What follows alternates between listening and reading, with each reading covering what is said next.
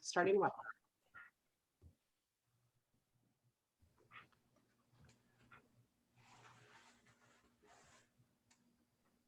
Good morning, everyone, and thank you so much for joining us today.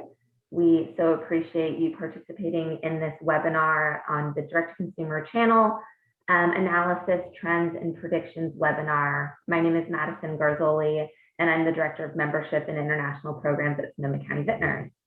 I'm delighted to introduce you all to some fabulous panelists and partners of ours today. The slide, no worries. Today we have Leslie Berglund, who is the chairman and founder of WISE Academy. Today going to be moderating the webinar today, and Liz McCaffrey, who is the Senior VP of Consumer Direct and Tasting Rooms at Foley Family Wines, as well as Rob McMillan, the EVP and founder of Silicon Valley Bank. So thank you all for being here. We're excited to get this conversation started, and I will turn it over to Leslie to begin. Great. Thank you so much, Madison. Thank you to Sonoma County Vintners for having us. So 15 months ago, COVID hit, our tasting rooms were shuttered, and a whole new world of direct-to-consumer best practices was born in the wine industry. We're here today to unpack the trends of what's been going on. We're going to use the great research work that Rob McMillan does with Silicon Valley Bank to share with us what's been happening in direct-to-consumer overall and by key channels. And then Liz is going to be sharing from Foley's standpoint how those trends are showing up in her world. And we here at WISE work with 17 wine regions across the country and thousands of wine industry leaders. So I'll pop in as well with some more insights from a smaller winery perspective. So that's the way this day is going to be set up. In addition to Madison here, we also have two of our WISE team members, Jen and Liz. They'll be monitoring both chat and Q&A. There is the Q&A function. We'll have plenty of times for questions and answers as we go through. We're going to start looking at overall trends for direct-to-consumer and then dive more specifically into digital, into club, into virtual experiences and tasting rooms. So with that, Rob, I'm going to ask you to walk us through a couple of your data points from overall what's happening with direct-to-consumer. Pass the baton to you. Thanks, Leslie. So this is a slide that shows the different direct-to-consumer channels and the changes that have been occurring over the last several years. And I think it's good to look at that. There's one thing that's happened across retail, honestly, and that is an acceleration of trends that were kind of lingering in the background, one of them being digital. That's a big one. And so you can't get too freaked out about the gigantic change. So the red one in the top is an example. You could see that the tasting room was taking on a smaller component. And at the same time, the orange bar is wine club. Over the years, wine club has taken on a greater component. And then you hit 2020, and you can see tasting room fell through the floor. Well, it's pretty obvious. It was closed, right? So it's not all that interesting. But as I mentioned, you can take a look at that yellow bar and you can see what's happened to internet and web. Now that doesn't mean that 16% of winery sales, average winery sales, are internet and web. This is just the direct to consumer part. So it's leaving out all of the wholesale when it's talking about this kind of a trend. So it's much less than that.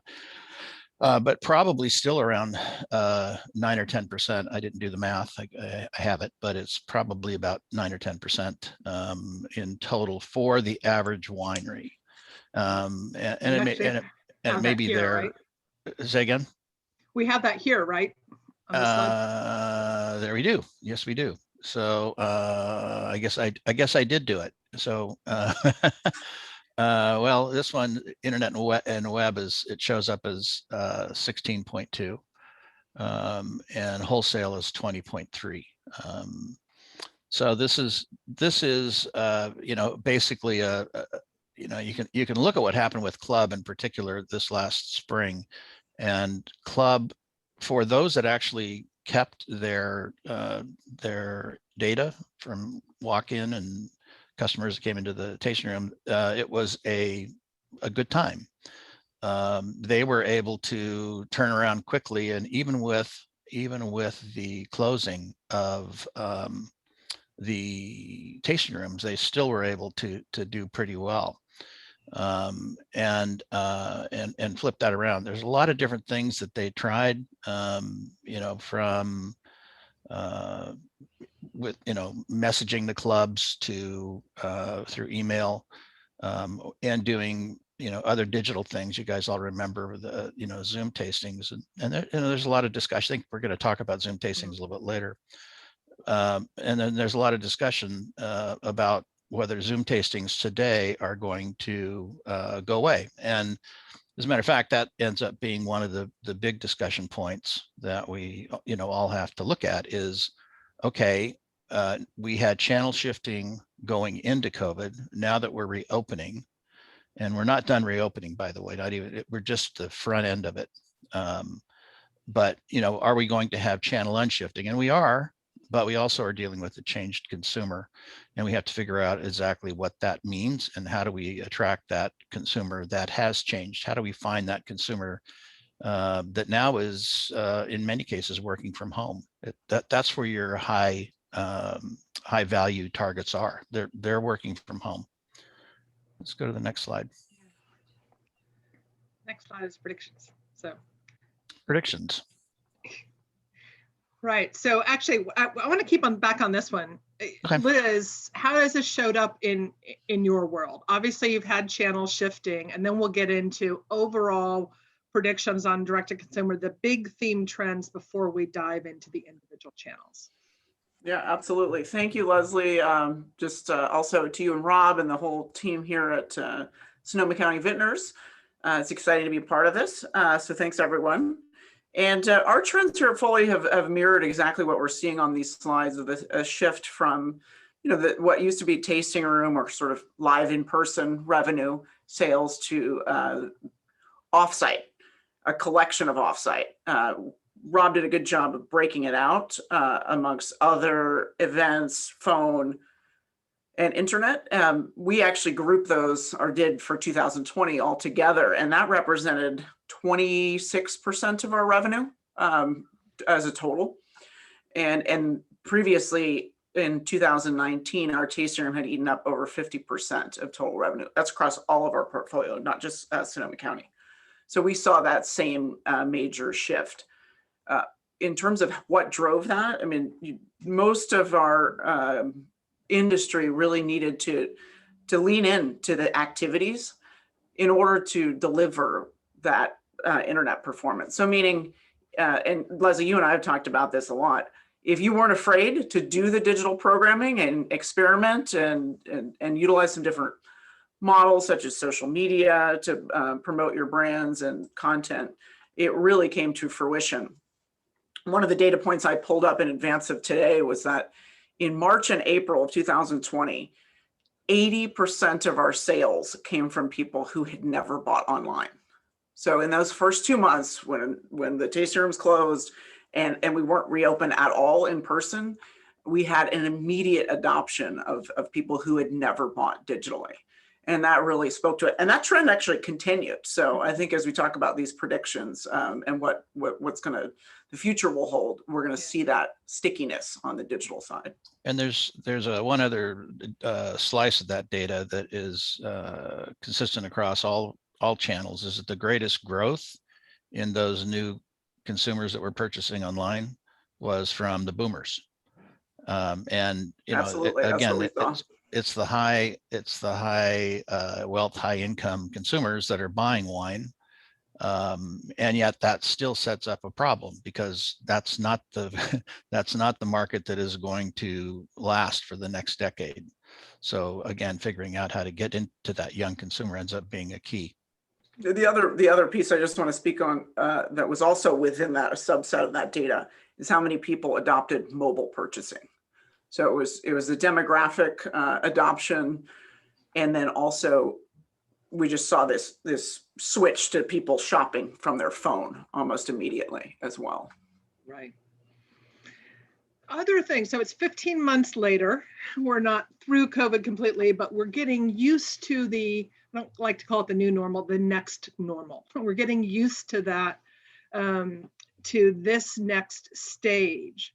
What do you think, beyond the consumer adoption of digital and of mobile, what are other key trends that are changing the landscape of direct-to-consumer going forward? I know we're going to dive into channel specifics in a minute, but big picture umbrella stuff. Liz, how has your thinking shifted? Well, I kind of mentioned, I think we're going to see this stickiness with digital. We're actually forecasting that our digital channel all in will be roughly flat to 2020 with that huge increase and maintaining that. But I also think there's this nexus forming between what's digital and what's in IRL, in real life, as the kids say, and what that nexus looks like, meaning things like geolocation targeting, spot mobile information as people make day trips up to wine country. So that's one area of prediction. The other predictive, which we're already seeing, is really just leaning into experience-based engagement, is what I call it. So I think the term tasting room actually is a bit dated because it's a subset of what we're doing. We are actually creating these multifaceted, multi-purpose even engagement experiences across the entire West Coast. In our case, we're seeing just consumers, that's what they're craving. There was a Chronicle article that ran over this weekend speaking about that for Napa County, for those who haven't seen it. And we are definitely seeing that same sort of nexus between this digital and then this experience-based engagement. Yeah, experience-based. For the wineries you work with in the virtual world, rather than calling them virtual tastings, we're calling them virtual experiences, or VX, because that, as you just mentioned, the tasting name is just too narrow. Yeah.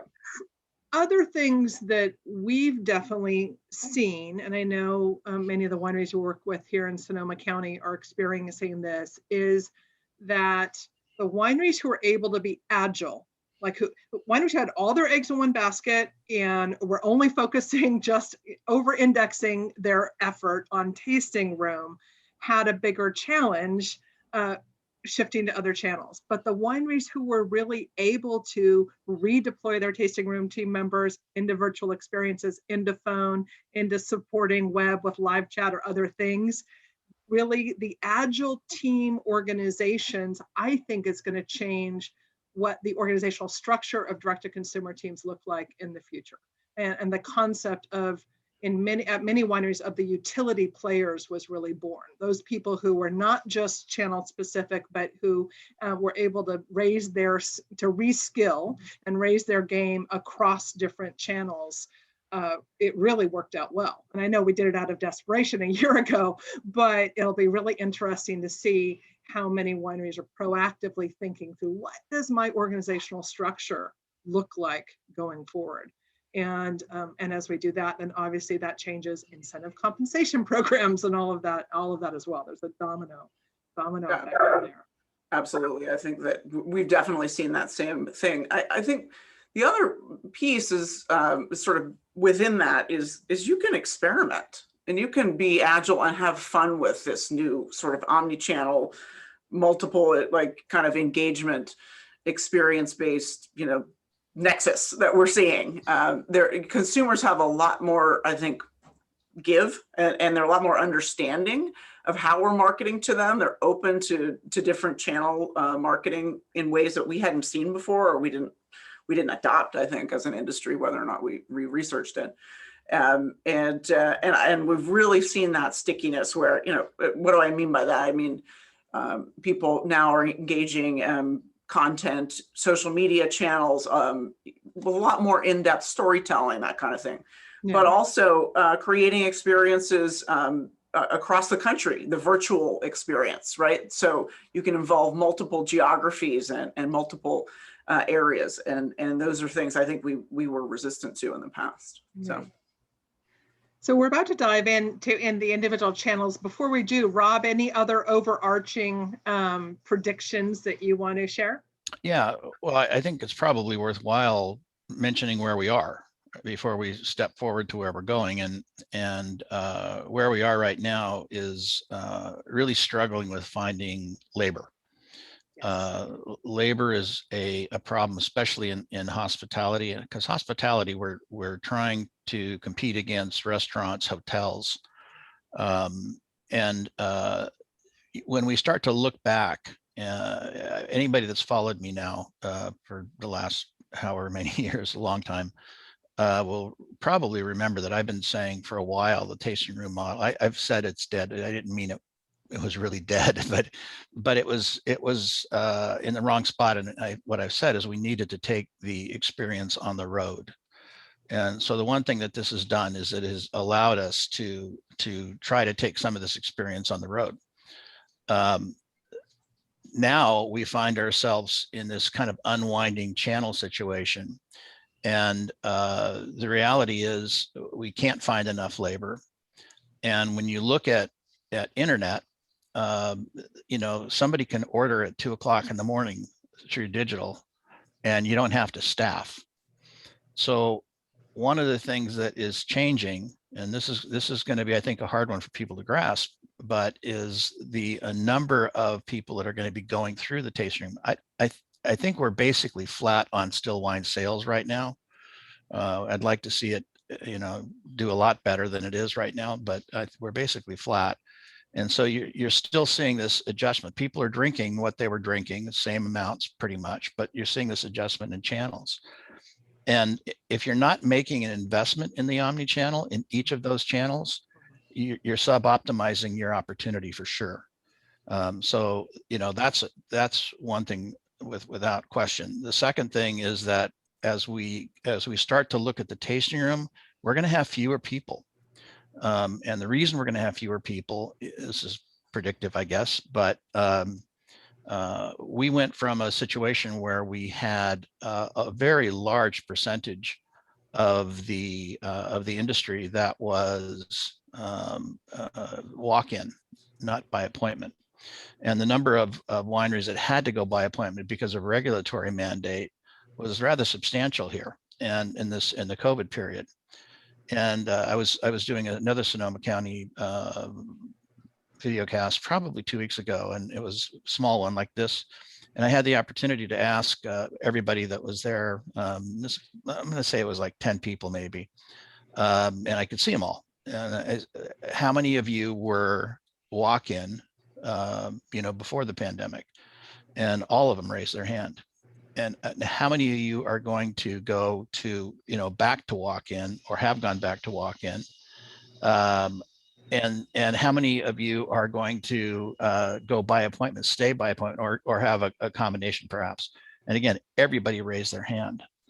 So what's obviously going to happen, we're going to see fewer people come through the tasting room because there are other ways to get the wine that they want. And the tasting room ends up being, a part of a different model. It's just an adjunct to everything else, and it's not the experience that all of your customers will have. Somebody in Pennsylvania isn't going to have that same. They're not going to come to your tasting room all the time, but it's another opportunity, and we have to rejigger and figure out how we're putting our investment into tasting room, make sure that it's properly allocated elsewhere. So I think it's important to start with where we are right now, and we're in the process of reopening, and it's going okay right now. It's going to be jittery as we get through this. I think probably by the time we get to September, we'll maybe solve our employment problem. That's my hope anyway. I think certainly the lessons from this past year and the trends also with the fires in many of the wine regions, certainly Sonoma County has been hit again and again, is we do need to decrease our dependence on the tasting room. It's still a really important part of the overall direct and brand experience, but having all of our eggs in one basket is dangerous. That's been proven. And so thinking how we can optimize this shifting channel and is a great way to head into the next section. So Rob, we're going to dive next into taking a look at digital trends, because that's that yellow, the yellow line that was going up at a precipitous rate even before COVID and now has exploded. If you would walk us through a couple of these slides, and you can just tell me when you want to click on. Yeah, thanks. So this one is, we just asked the question, which digital platforms do you employ?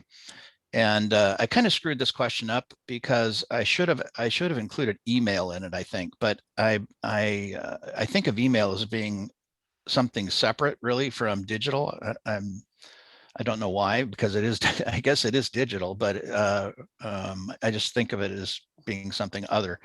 And you can see, a fair amount of people, social media, active e-commerce. A very small percentage, declining percentage into analytics, data analysts toward the bottom. Text messaging is kind of an emerging skill, but that's a broad look at the platforms people are using. I would say that today we have a wide use of digital, but very narrow in terms of focus. Generally, it's social media, Facebook, LinkedIn, the ones on the edge, or maybe TikTok, but it's kind of high level, and we probably need to deepen that. I forget what's on the next slide. Next slide is where we get into the email, and you did separate that out because it was big enough. So size of email lists. Separated out, but it was interesting to see, what the size of some of these are. And some of them get to be, rather substantial. I remember looking at this years ago, and the size of email lists were probably 2,000-3,000 on an average basis, and now they're much higher. I think it's 15,000 is what the average was in the survey. And that warms the cockles of my direct marketing heart, because at Wise we're all about contact data capture in a brand appropriate way. Yeah. So working. Yeah, and I think that one component is going to, by the way, back to the by appointment. That's one of the major things that I've been saying for a very long time about why by appointment is so critical, because people actually sign up at that point. Mm-hmm. They sign up and they give you their stuff. Actually getting that stuff and the walk-in model is not great. So the other part, which is nice to see, is that do you remove inactive emails from your email list annually or more often? And 2/3 said yes. No was a smaller percentage, and it used to be pretty much the other way around. Is that wait, data hygiene? And there's no kidding. When this thing took off in March of last year, pandemic took off, the wineries that did the best were the ones that had maintained their data. They used to tell me, when I first got into banking, your most important thing is your Rolodex. And I think there's a percentage of people don't even know what a Rolodex is anymore, but it was effectively your business credit cards on this rotating thing, not credit cards, business cards. And that was your contact list. So they would tell me back then, well, the most important asset are your contacts, and it's still that way. And it's good to see that we're making that transition to actually keep better data hygiene. We have Rob. We have a question from Michael Lagerbeam, and I think it's a good time to actually do it. Is there data on digital online year-on-year wine sales trends? And is the percentage of wine sales from online increasing, decreasing, or flat? We just saw that it was increasing because that was that yellow line that was going up. What else do you have on that? Well, I don't have it off the top of my head, but yes, it's increasing. It was increasing, but very, very slow. And this is just part of my encouragement, right? And it wasn't when I wrote the State of the Industry report earlier in the year. That we need to make this investment, and whether in digital and online, and if where we need to get with this is into a place where we're managing to the customer, to the target, such that when somebody is in your club and they log on to your online, that it says, oh, hi, Leslie Berglund, nice to see you again. Last time you bought a case of Chardonnay, we think that you would like this interesting thing of Pinot Noir. And of course, your club discount comes. I mean, all of this stuff is not artificial intelligence; it's automated technology, and you can create this digital experience. That's where we have to go. There are platforms that are out there right now. Commerce 7 is doing a pretty good job. I'm not great with all the platforms, but I've seen that one. To get though from where a lot of people are to where they need to go, it has to start with either getting a consultant or bringing in somebody that is versed in this. If you're large enough to bring in somebody in charge of digital and can help move, because you have to have the intelligence in your company first to be able to say, here's where I go. Otherwise, we're kind of like this, we're blind. And so it's getting better, to answer the question directly. Prior, it wasn't moving very much at all. And now the opportunities are, I'm kind of like Liz. Liz said that she thought that for her company that online sales would be roughly flat. Me and Paul Mabray have a disagreement. I think it'll actually come down this year because we're not going to make the investment fast enough. And we'll see this kind of herky-jerky move between channels. And then I do think it'll go up substantially in the next decade. So we're seeing with the kind of two buckets of wineries that we work with, some like Liz, is that they're making major investments and really leaning into it. To be able to be flat with 2020 is a high bar. I mean, that's a phenomenal goal because there was such an explosion. I noticed that many wineries are just depressed because they look at, what was happening during the insanity of shelter in place in April and May of last year, and not being able, some wineries are not tracking at that. But if you go back and compare to where you're at versus 2019, which I think is a really good way to think it through, of saying how much have we raised the bar overall. We may not repeat that dip, that shelter in place explosion, but the consumer has changed. Liz, I know you have 21 wineries in your portfolio, so any perception, any perspective you can give to Michael's question? So specific to Michael's question, I would think we are seeing this channel shift, and you have to work hard to grow the absolute number across all those channels. And you said it, you have to invest in finding the consumer and meeting them where they are at and paying attention to that. I think that's very key. And when we were prepping for this, I was thinking, and we talked about it a little bit, Leslie and Rob, like each winery and company needs to define really what digital means to them, and where they think they can drive the most value. For some, it's simple email marketing and growing your list. For others, it's really leaning into social. For others, it's virtual and really exploding those experiences virtually. For us, it's doing all the above, depending on where the consumer is. And I think once you do that exercise in a deep and meaningful way, I think you can think about where you would make those investments and where you would take your individual company or entity. But I also think it's, this is I got to state the obvious on this one. You really need a platform that works for how you define it too. I can't state that enough. Rob, you actually said it as well, that having that one kind of view of the consumer in all the ways that they engage is critical. And I would add to that have everyone in your organization who has anything to do with customers be able to access that data and understand it and make it very user-friendly for the employees.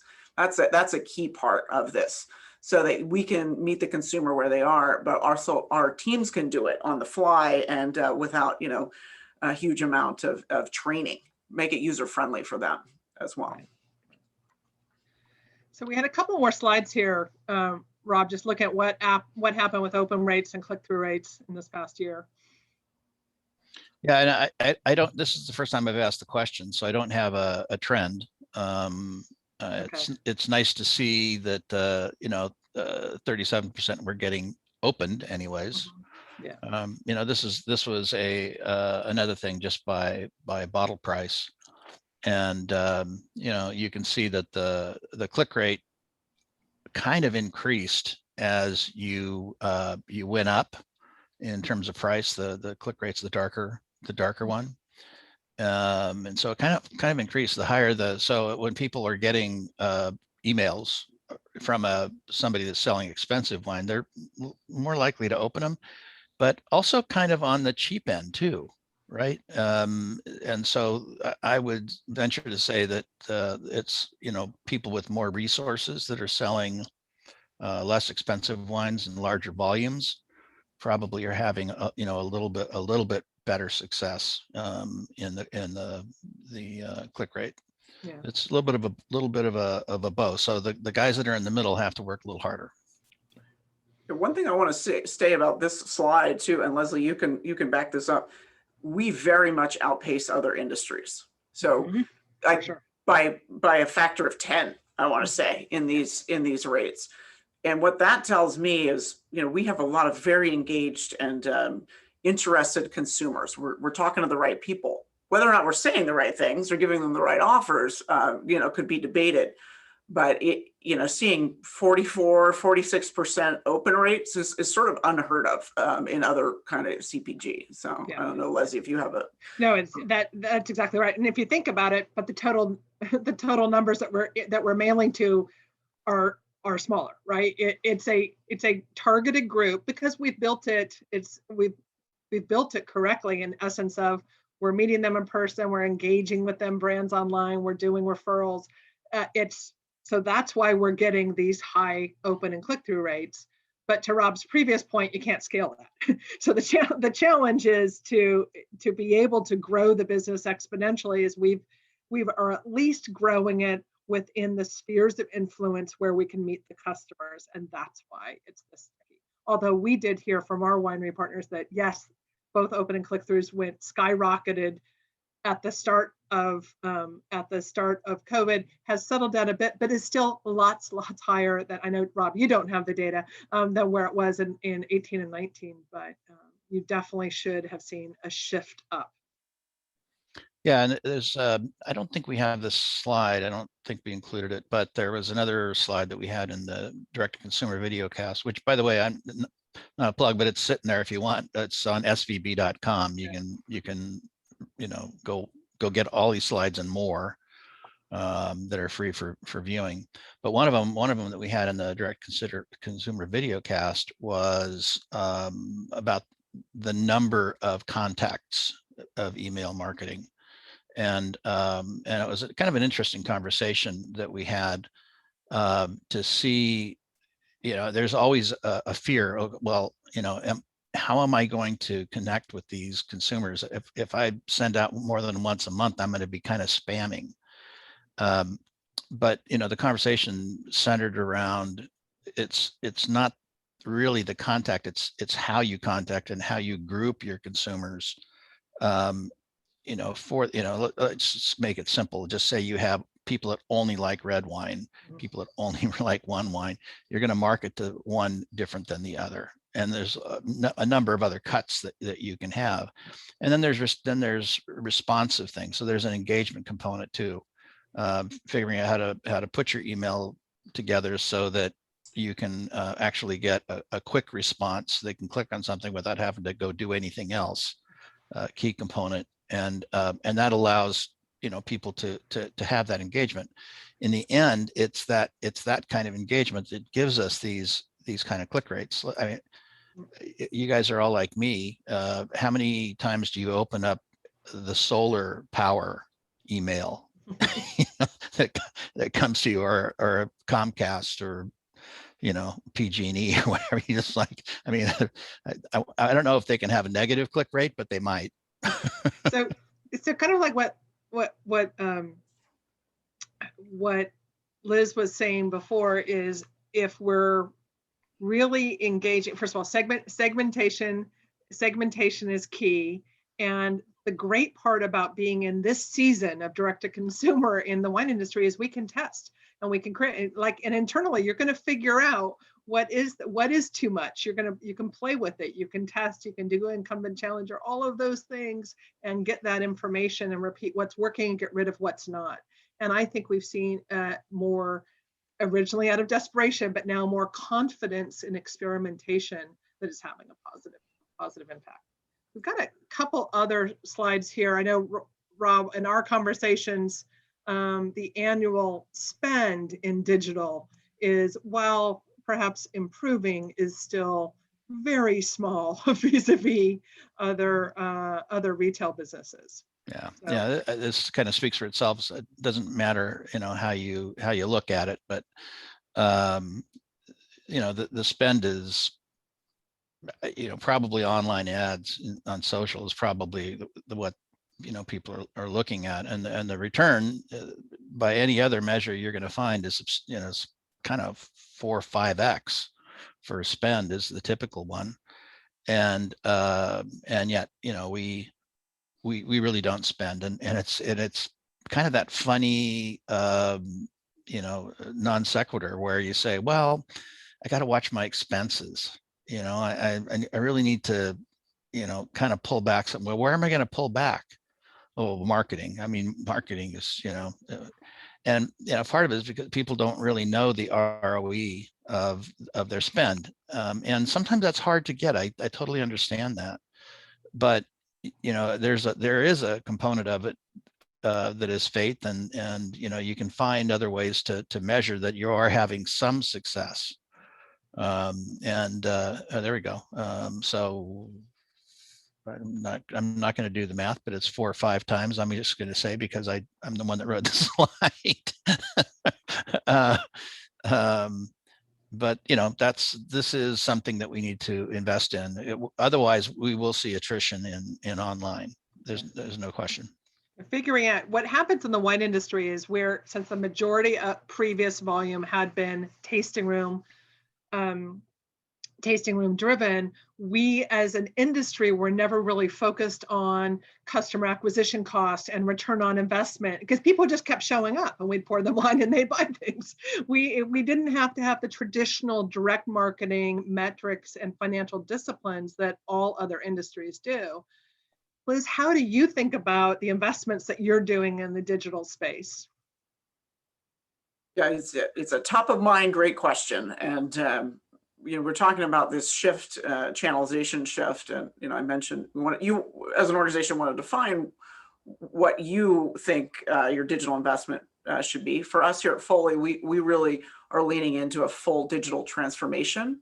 So really investing in multiple platforms that can engage across all different omni-channel approaches, but also can scale the business looking out to a 3 to 5 year time horizon minimum. And I think, as a general number, I was actually pulled up my calculator while you were talking, Rob, and I think we as an industry should look more in the 3% range of total revenue as spend. We should be targeting that. Be it, if you want to do marketing is one thing, right, as spend, but also just in your systems. Also, what does that spend? And you can think of an investment in systems as marketing spend these days as well. Mm-hmm. Yeah, and that has to be where we start, right? I mean, if you don't have a platform from which to sell, you don't have anything.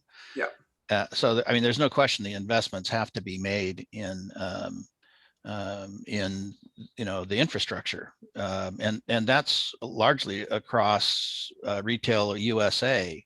What's happening right now is a tremendous amount of investment in new products that are more digital, and we don't have enough integrated circuits anymore. We don't have enough chips because everybody's trying, that we just can't keep pay. I mean, that's why we have an explosion in used car prices, because we can't make new cars because we don't have chips. So we have this explosion in used cars.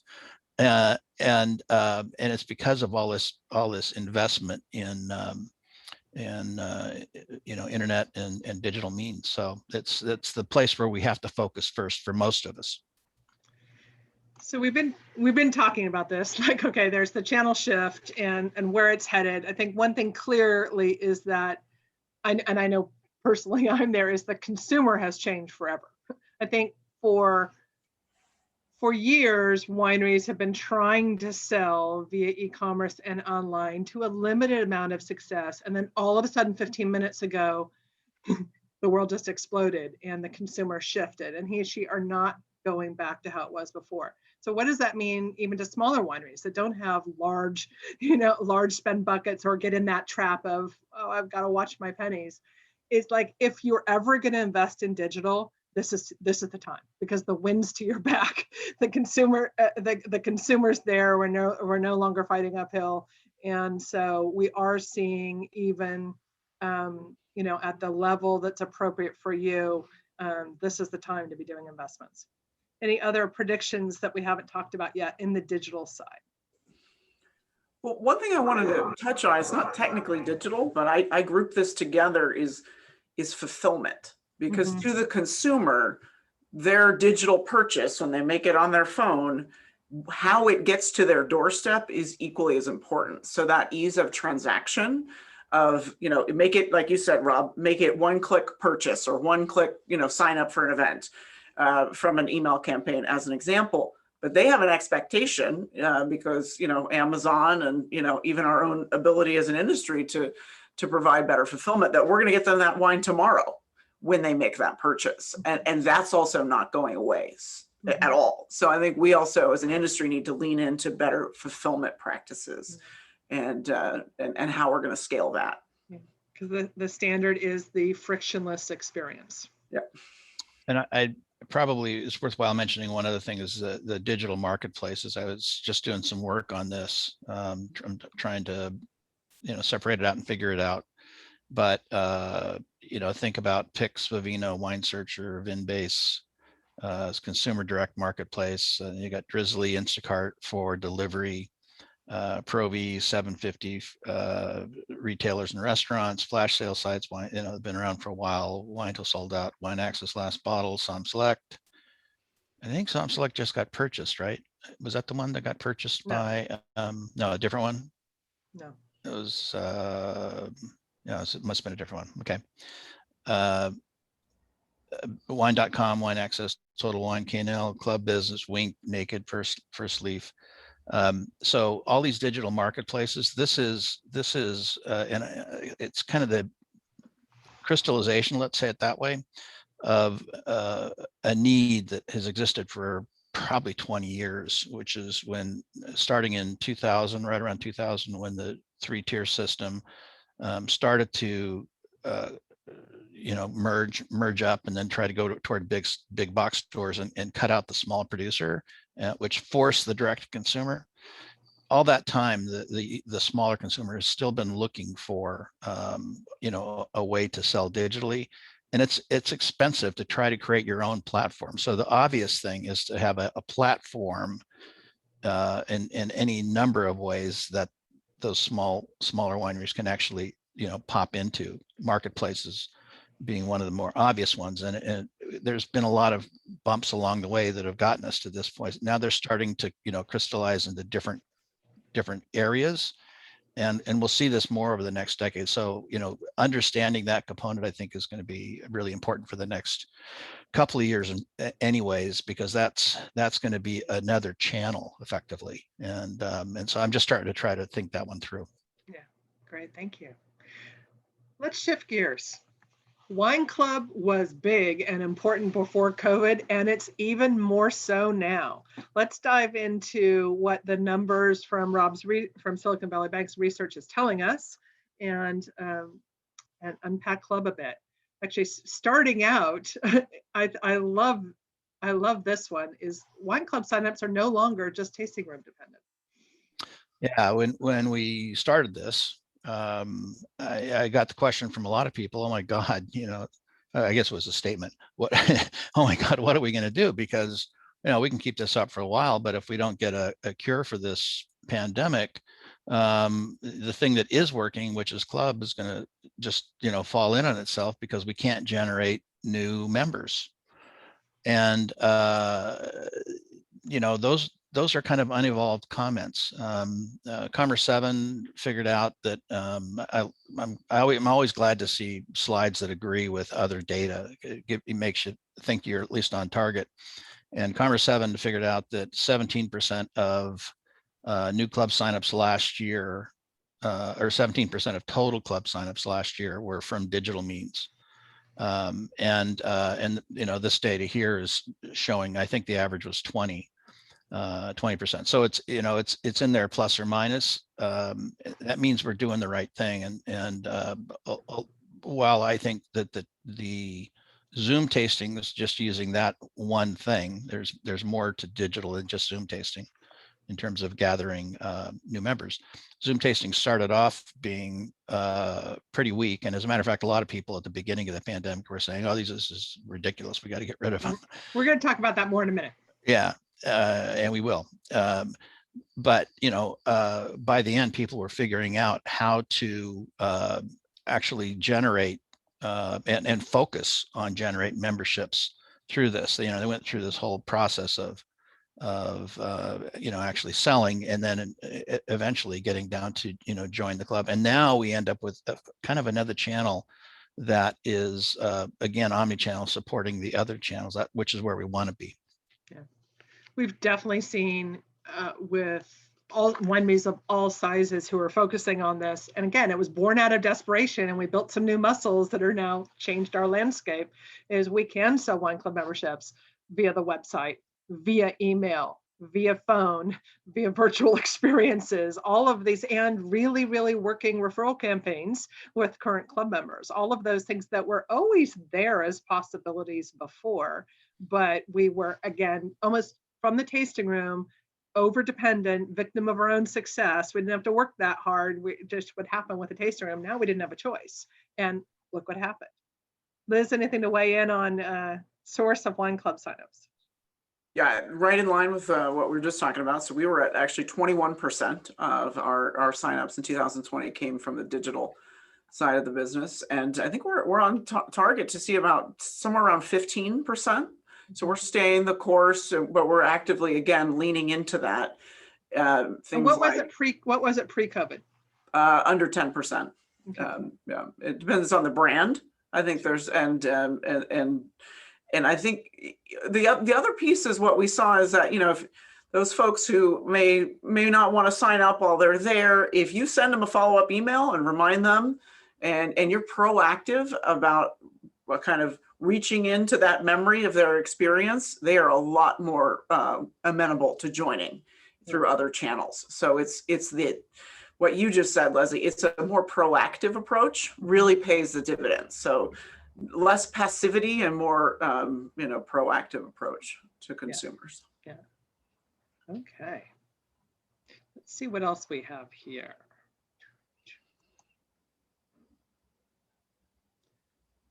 Okay. We have some Sonoma County data here.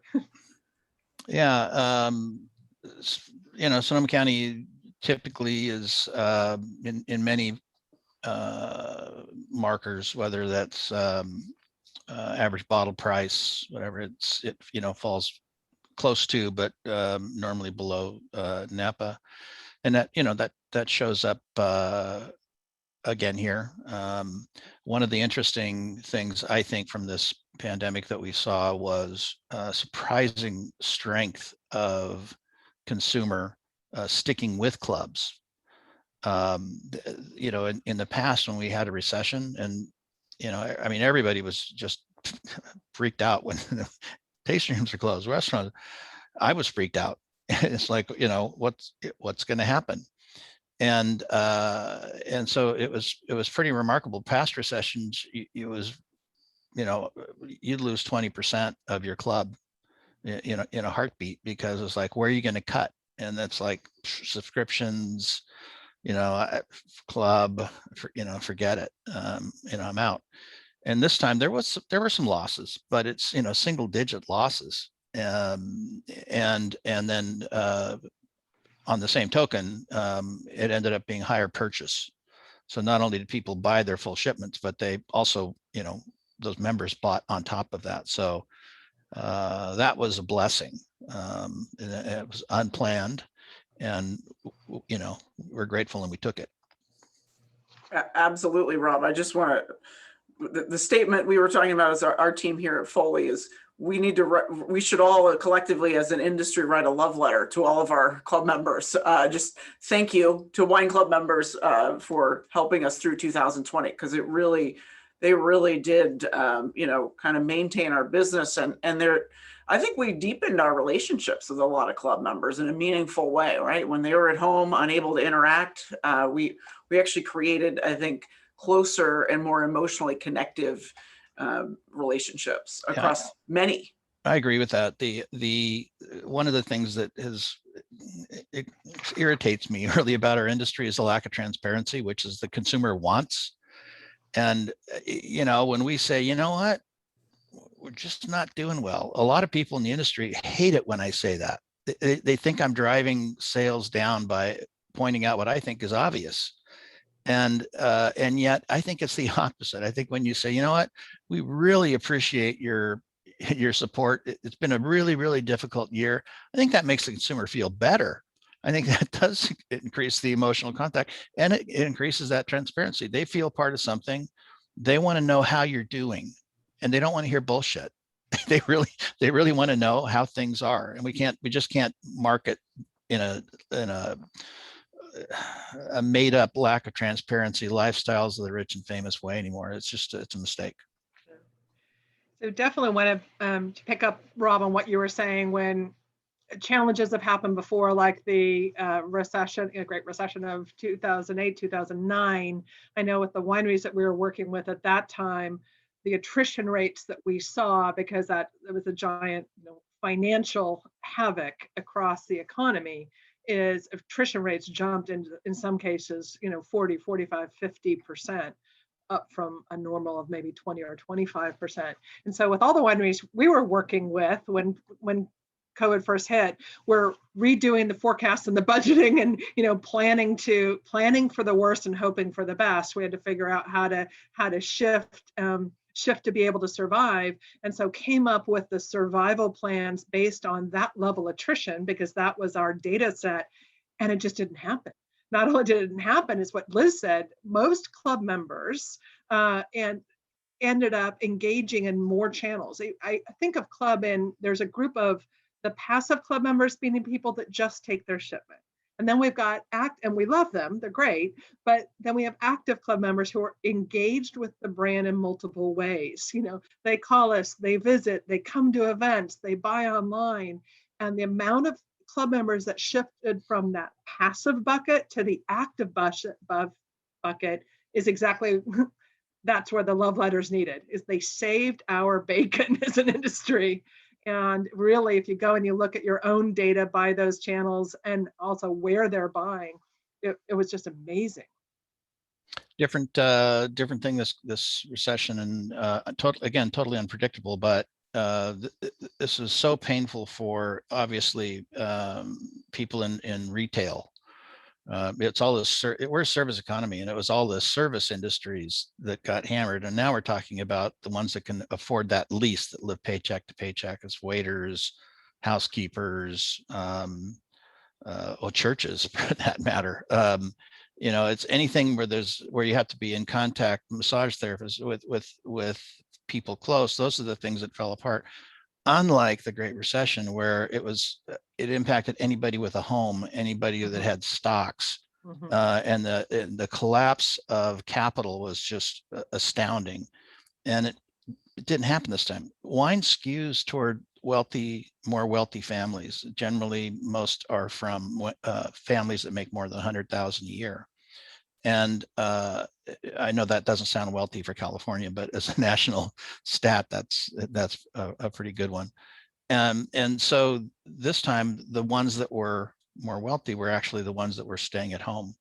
And that is something that is also going to continue. And it's also something that we have to address. We have to figure out how to attack that stay-at-home consumer, that homebody now, because it's should be a natural for wine to have wine on your table. You don't have to worry about drunk driving, and pair that with food.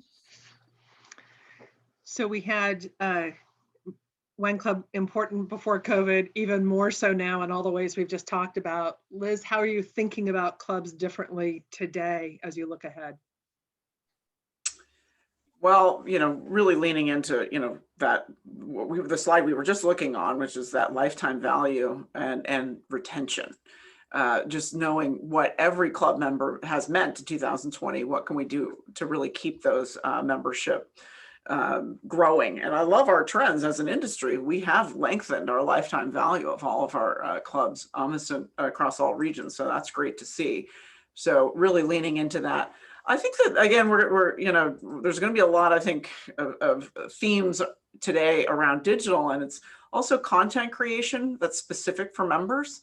How do you really feel differently in the digital sphere as a member? Not just in person, right? If you get a different experience, but how does your digital experience feel different than the average consumer if you're a member? I think that's an area of opportunity for us. And then shifting more to operationalizing our businesses and things like that is how do we incentivize our teams differently around this omni-channel approach? So it used to be incentives, were awarded in the tasting room primarily for signups, but now incentives, in my mind, should be about retention, should be about digital engagement, should be about all of the omni-channel and different ways that we're seeing this shift. Yeah. So it's finding ways to evolve the incentive compensation to reward that group of club members who are in the passive bucket. I mean, hey, they're the funders into the active bucket, because we know if they are more involved in us across different channels, that is going to lengthen their length of membership. Absolutely. And I think also just sharing with all team members the value of the club channel. Yeah. And making that very, very transparent across your organization, which some are better than others doing, but that club channel and how lucky are we? Rob, you said it, right? We have this annuity, right? The subscription model in our industry that many other industries don't have. And let's be really, thankful and lean into that. Yeah. Anything else for you, Rob, on the prediction side on club? Yeah, just one. It's actually from one of the questions that we got on chat, and it's probably worth addressing here is shipping costs. Yeah, right. When we went in, so Tale of Two Cities again, during COVID, we had everybody shift to grocery, and you actually had grocery store level wine increase in price and at a rate higher than volume. And the result, the difference in fine wine was the opposite. There was more discounting and if not discounting, inclusive shipping costs, and it was rampant. Pretty much everybody was figuring out how to, free shipping. Well, it is kind of the world we're in now. Consumers expect on the phone. What was Amazon's? I forget Amazon's market share. It's just gigantic. And is it half of e-commerce, something like that? I'm missing on the number now, but it drives consumer expectations and shipping costs. Now we've gone over that moat and included shipping costs. So, how do we unwind that? I think it's going to be a little bit tough, and it is a limiting factor in clubs. When you say, well, you can sign up, you can get a 10% discount or whatever the number is, 30%, but you're going to have to pay shipping on top of it, right? So there's some work that we're going to have to do to figure out how to make that work, because we clearly can't have different policies for our clubs the way that we love them and respect them versus online when we're just doing pushed marketing. Oh, free shipping. So, if you're not given, treating the people that are the most important the same as the people that you're trying to reel in, it could cause a problem. So I think that's something that we'll have to figure out over time. Thank you to Jeff Zabelli, who's weighed in. Amazon e-commerce is 40% of all. So thank you. The audience would know. Hey, close 50. I'll take it. I think with the wineries we're working with, the creative tension around shipping is, on one hand, it's obviously a big expense. on one hand, if we go to a prime type model, and some wineries are starting to do that, saying, hey, we have really good margins on this business. What if we just remove that as a roadblock, and that becomes a cost of doing business, that they're going there and having success with it. It is a one-way street. And so, as you think about that, it's like, you're not going to go back and then not do that later. Versus the other option, which is using it as the reward for the desired behavior, getting to the free shipping or shipping complimentary with members who've been in for X period of time. So there's something to work towards, or using those incentives that come on and off. And if we don't, because that's been one of the most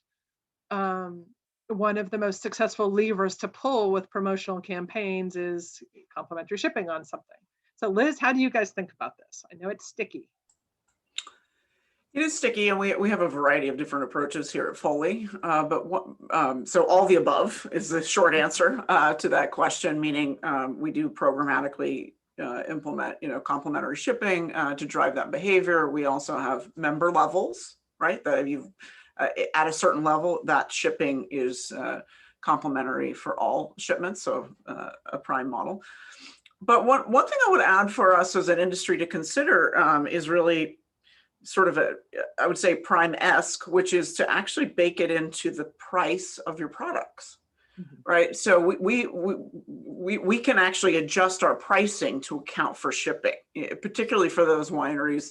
And I know, Leslie, you work with a handful of them that are small, so that they're almost entirely D2C.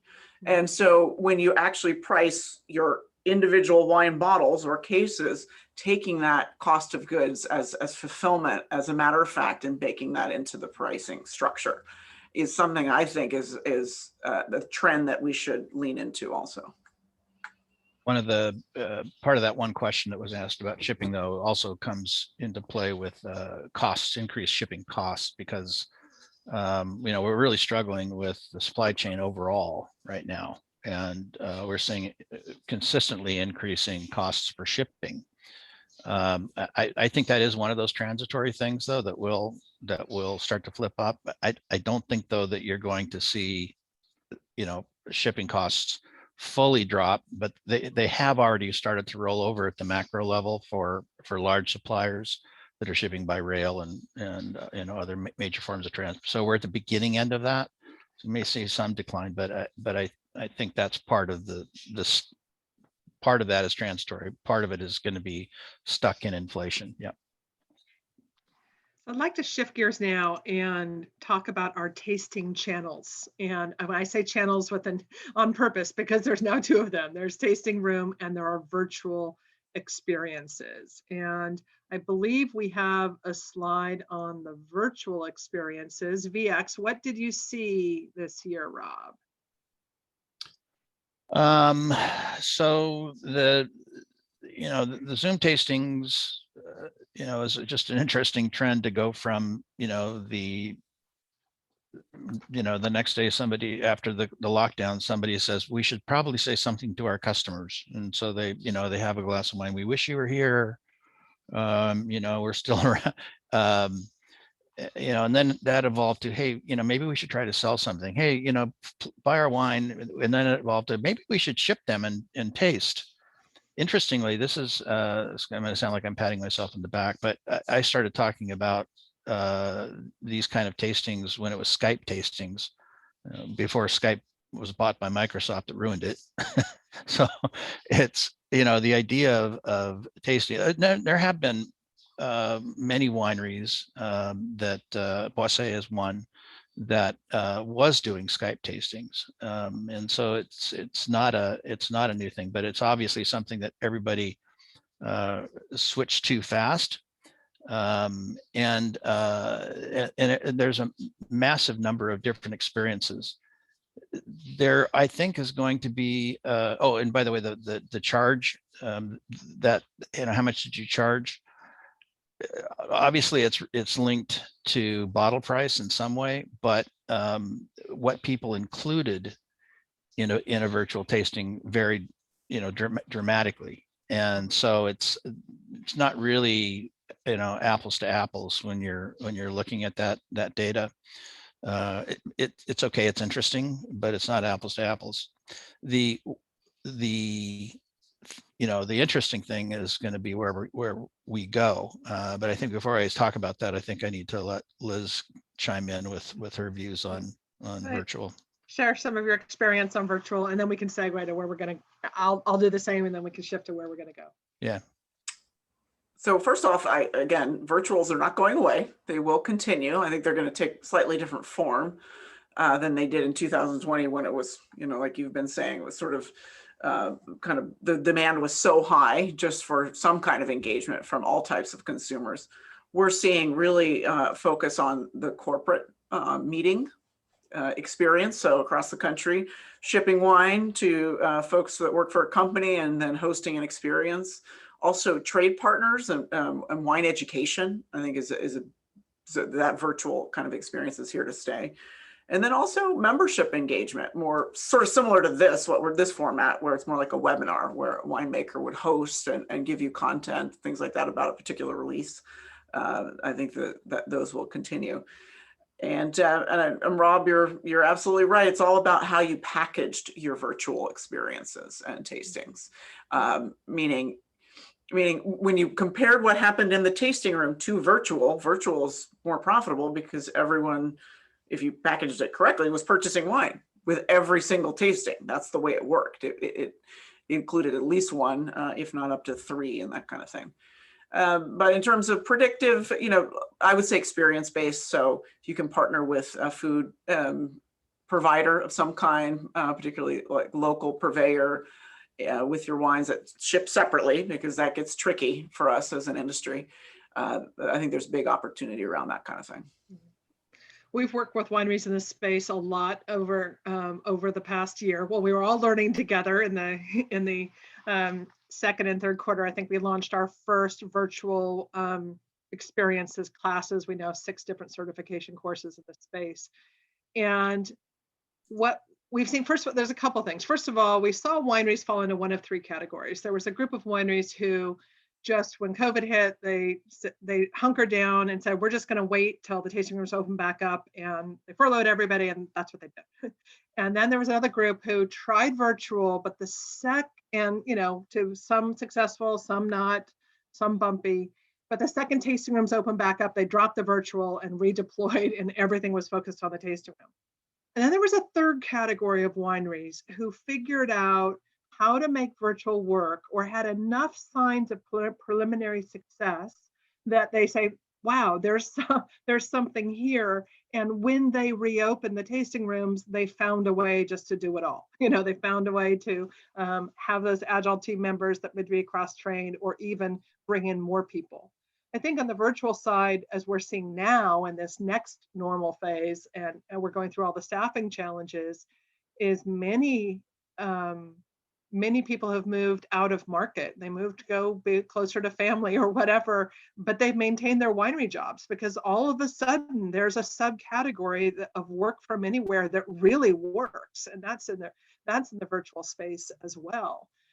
We're seeing virtual in 3 different main categories. The corporate volume that Liz talked about is kind of having a tiger by the tail. I think we've had huge success in the industry so far.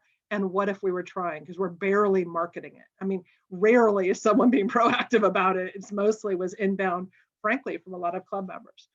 We're also seeing what we call the shared group experience. So this would be the larger groups of people who don't know each other. It could be a webinar, which is just pushing information, or it could be a large meeting that's very interactive with breakout rooms and things like that. And that's would be the version of the in-person events that we had been and will be doing again. And then there's the private one-on-one tastings. And for the wineries who've really leaned into private one-on-ones, or small groups of privates, and has really worked. As Liz, as you just said, the economics, if you pencil that out versus the economics of everything that's involved in a tasting room sale, it's really amazing. And not only it's a pre-sale, but if you get good at it, then the post-sales happen. The challenge is on the staffing side, right now. And so too many wineries are having to make the choice saying, wait a minute, I've got to keep my tasting room open or do virtual. I can't do both. But I think, and this gets to kind of the next generation, is figuring out what is the right virtual experiences strategy. You don't have to do them all the categories to be successful, but it's definitely a future. And Liz, you mentioned club. Forever, we've been wanting to find a way to extend club member benefits to people who don't live close by and can make all the events. And now we have a really both intimate and scale way to do so. Any other things on virtual? We can shift to tasting room. Yeah. So, talking about where it's going, the Zoom tasting is one of the things that's obvious to me that's going to pull back a little bit, is to the extent that you have, club that is local and your club's based around that local, you get free tastings, whatever. You'll see less need to engage by Zoom locally. That's one thing I think it'll pull back. To support Leslie's perspective. The opportunity is still there to, as I used to say, take the experience on the road and engage people in different regions and build clubs in those specific regions and locales where they can actually visit laterally. And it's that lateral communication that if you allow it, is far more powerful than you telling a customer, that your wine has cherry flavors and notes of cassis, right? It's people who go, this is good shit. When they do that, it's like, oh, okay, I have to try that. So, building your club that way, in other regions and taking that regional approach is something that I hope takes off. And then the corporate thing is, as everybody's mentioning, that's not going away. That's going to increase, and it might be the best option companies have to get bonding. So in the course of this last year, we went through, different virtual concerts. You can have virtual picnics. They all kind of don't work. They're very difficult. But virtual, wine tasting, when you have now a corporation that has got people that used to be in a tribe all in an office, and now they're separated out in some cases all over the country. Now you have, this is probably the best opportunity for a company to actually pull together somebody for a kind of a common thing. And in a lot of these companies that are have high compensated employees, wine is a thing. As I know from Silicon Valley Bank, we have 4 concierges that we use, and we have I think we did something in the neighborhood of 1 a week virtual tastings for our winery clients with our technology, and it was just, it's super effective. So I think that's something that will continue to grow, and perhaps we may even see a form of digital marketplace emerge, where somebody will figure out how to get hold of customer bases to actually become an event planning for Zoom. So that's a possibility in the next 5 years. Building on something that you mentioned on what shifts in terms of club member benefits and things like that. When club members come to the tasting room, we allow them to bring a couple people and we host them and have a free tasting and all of this. I believe, because we're already starting to see some wineries do it to great success, that will extend if you can figure out how to handle the staffing of it with virtual experiences. Because, okay, you're a club member, you may not be able to come in and do a tasting this quarter, this year, because you live far away, but every time we do a shipment, we'll be happy to do a virtual tasting with you. 1, we get you to open the package, and 2, by the way, if you want to invite your friends and family, we can do it. We can send packages out to them. So all of a sudden, this thing that we did for free in the tasting room, that was the cost of serving our club members, now becomes a profit center, because that the virtual experiences, if they're inviting family and friends, we're selling more wine, We've got them to open up the wine they already have, which is great, means they might reorder faster. And most importantly, our club members are the best sources for the next generation of corporate business. So the ripple effect of you serve your club members and their family and friends, and all of them work at companies, and when their companies like to do this. And so this is one of the most scalable aspects. I know it's teeny also on the original graph, Rob, it's teeny today on virtual experiences. Yes, because it's brand new, but it's also, there's noise in the data, because I know we work with many wineries, and they're putting their virtual sales in all the different buckets. Some are in tasting room, and some are in phone, and some are in digital. We need to clean up the data for the industry so we have true channel optics like we do in everything else. Liz, virtual for you. I think the two of you kind of said it all. The one point that I would add is actually bringing us back to what your spend could be in a given year with the economics of virtual, like we've been talking about, that you are shipping wine for every tasting. You can pencil out that you're going to do X number of virtual experiences and make that your digital investment and have a one-to-one map. And that's not additive for any budget. Those costs would offset in the current year. And I kind of would challenge our industry to start thinking that way. Yeah. So make it a real channel, and then use that additional channel revenue to invest back in your digital ecosystem. Right. I love it. Make it a real channel. By definition, it's self-financing if you're doing this correctly. Yeah. No. Awesome. Okay. Well, we do still have traditional tastings.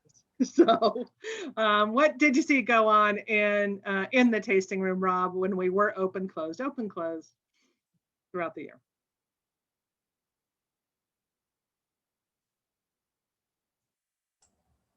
Rob, you're on mute. What a freaking rookie. I thought my hero. I have a T-shirt that says you're on mute, actually. Yeah. It had to happen, Rob. Well, one of us.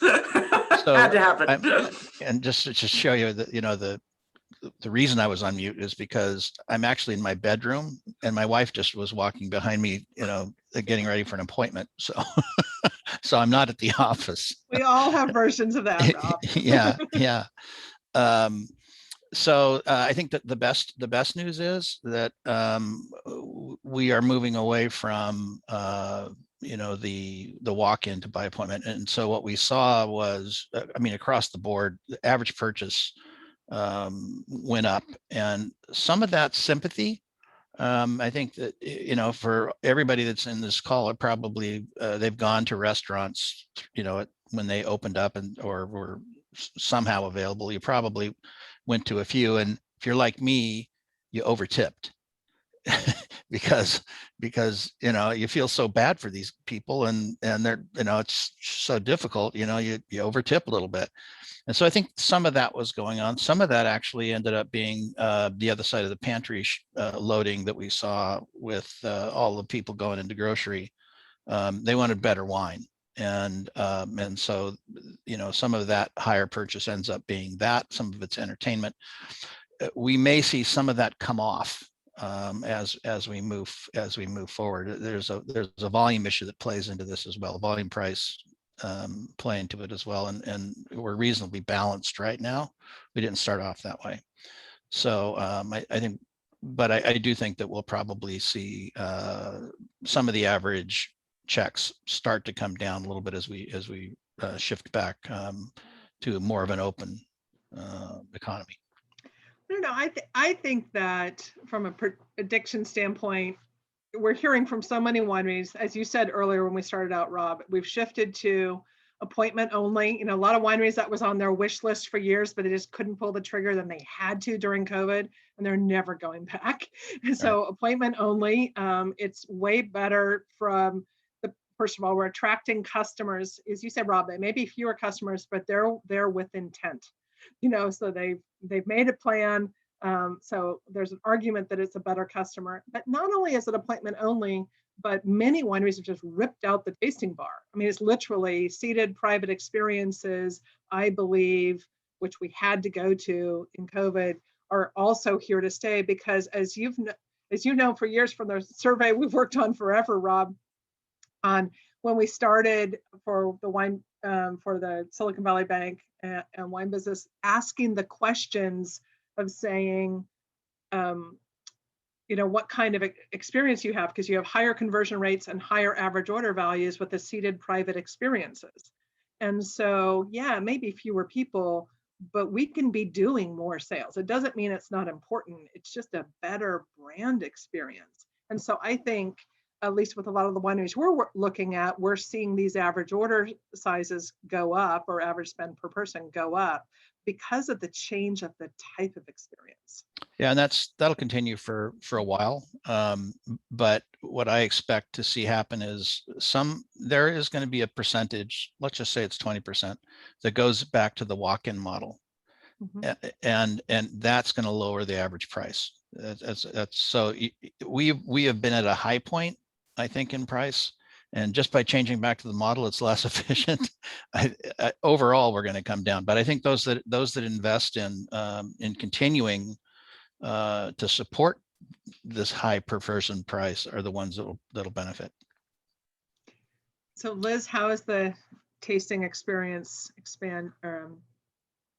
showing up in your world? Well, I think I'm going to repeat what I said a little bit earlier, which is that tasting is a subset of what we are doing. We are actually creating these in experiences and engagement opportunities, as we call them. And they can take the form of vineyard tours followed with a tasting, a sit-down portion of it, and that tasting is actually only 20% of the time spent together. And we're seeing really, which was a trend, and Rob, you saw it over the years, but it really exploded, is people are visiting us for the wine country lifestyle. That's what we're selling, the memory of that, and really utilizing. We were forced to be outside. First of all, it forced us as an industry with the pandemic. We couldn't taste inside or couldn't do any experiences. We had to be outside. Well, that's what people wanted all along, is sort of what we found, is really utilizing this incredible asset wherever you are in the wine country, and really creating that lifestyle experience. And we at Foley have really embraced that, and also believe that the future is around the food and wine lifestyle that is this wine country experience. Great. We had a great question come up from Tom Birdsall, and it says, back to the labor issue, should we expect to pay higher hourly rates and salaries to attract the talent we need? Supply and demand seems to say yes. How are you guys thinking about that? I know in the leadership forums that we're involved in, Liz, this is a constant battle that everybody's up against. Yes, I think if you haven't done an exercise to calibrate, where your staff is relative to some of the current demand, just on hourly rates, the question was specific to hourly rates, I would recommend doing that, because we've seen in the last 4 months since reopening that there is tremendous pressure on increased wages. But I also think buried within that is just the incentives, really being clear and upfront, and producing a document or an easy way for candidates to understand what their incentives really look like. Right. I think is also, outside of hourly wages, is tie that to your overall business performance, and make that known is also a recommendation I would have. Yeah. When we first started WISE 13 years ago, incentive compensation, that we always had incentive comp for wine club member signups, but incentive compensation like we see today was just very rare. It was the exception, and now it's the rule. I mean, really rethinking through how we're doing incentive compensation as we're going through channel shifting, that we're not creating these silos that end up working against us, but yet attract superstar performers. So what, Liz, you're talking about is the right people. We've got an hourly wage. We say, and if you are an okay salesperson, you'll make this range. And if you're a rock star, you'll make this.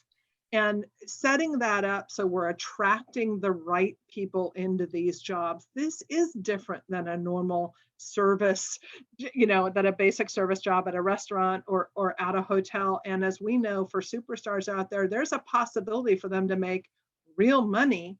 And if we've designed our incentive compensation structure correctly, it should be self-financing. It should be from the extra sales that they're making, it more than covers that. But all of this is causing us to rethink through best practices. We've been spending a lot of time working on this in incentive comp. Also, a thing that has shifted, it used to be the exception and now it's most of the rule, is tipping. And tipping is, I got to tell you, I was probably one of the late supporters of it, because I was like, really, that just doesn't seem like it's the right type of experience thing. But you know what? Consumers want a tip. These they're high-end experiences and nobody carries cash today. And so we were hearing stories of someone driving back to the winery the next day because they had to go to the ATM to get cash to thank Johnny for his great service. And it's like, okay, this is not a frictionless experience.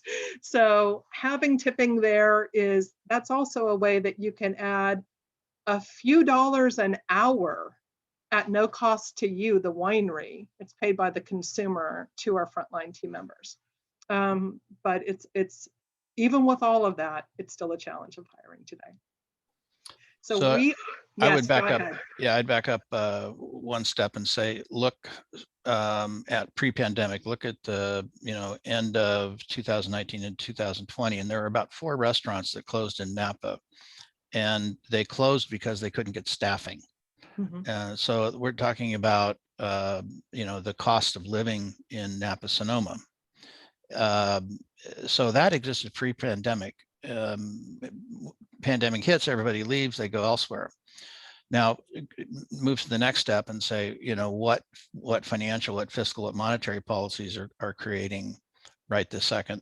Some of the fiscal policies right now, in terms of added unemployment benefits, have a small role to play in not finding the people that we want. But let's be clear, the wages, even thinking about real money in hospitality, have always been low, always been quite low. And now we're out of people. And yeah, the Federal Reserve, by holding rates low longer, is trying to drive the lowest people on the wage scale up. They're trying to get them to benefit from this recovery in an outsized way. So that is their goal. And so, yeah, you should expect to pay more. There's no question in my mind that that's going to happen. And that's going to have to, factor back into price. So, before, when I was talking about changes in average purchase price, I was talking about real, if you're real to real. We may have to actually make some adjustments now, because now we are going to have some level of inflation in the numbers that we look at. And it's not just labor, by the way. Everything is going up in all of the costs, and it's really hard right this second to raise price. Great. Well, thank you, Rob. And thank you, Liz. I want to be respectful of everybody's time. We are at our stop. If there's any questions from the audience that we haven't answered, please feel free to reach out to us individually. Rob, your insights are always fantastic. And Liz, all your real life experience from many different wineries is much appreciated. Thank you to Madison and the Sonoma County Vintners for making this opportunity possible. And please let us know if we can support you in any way. Thanks, everybody. Thanks, everyone. Bye-bye.